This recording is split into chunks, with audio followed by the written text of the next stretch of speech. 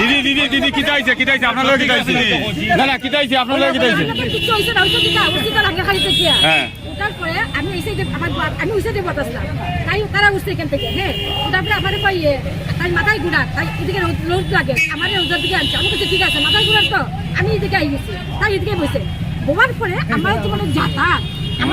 জিনিসটা বুঝলাম হ্যাঁ একটা আসলে মেয়ে মানুষ লিখে দিয়েছে একটা কিরকম একটা ইয়ে করিয়া তাই ঠাকুরটা এমন ভাবে তাই ওর শাড়িটা মেলাইয়া রাখিয়া বাচ্চাটা লইয়া ইয়ে করে কইয়া তাই মোটামুটি চেইন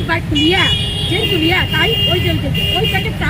ওই প্যাকেটের হিসাবটা আমার ব্যাংকের বই তুলতেছি না ব্যাংকের বই তুলতে টাকা বান্ডিল মারি দিয়েছে সব টাকা নিয়ে গেছে ওই কিস্তা জিনিস তো তাই তো শাড়ি দিয়েছে এরপরে আমি 10 টাকা দিয়েছি আমিও কইয়া সাহেব দাঁড়াই দেখি নাই তখন আমি বিশেষ টাকাটা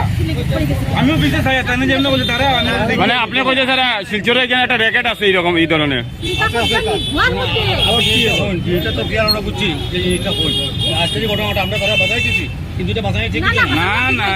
আপনি জানা কইরা বাজি না করলাম লগে যাওয়া লাগে আপনার কাছে টাকার বান্ডিল আছিল না নি মারি দিছে তো সব প্যাকেট পুরো প্যাকেট লই লইছেন আবার খাই লিছেন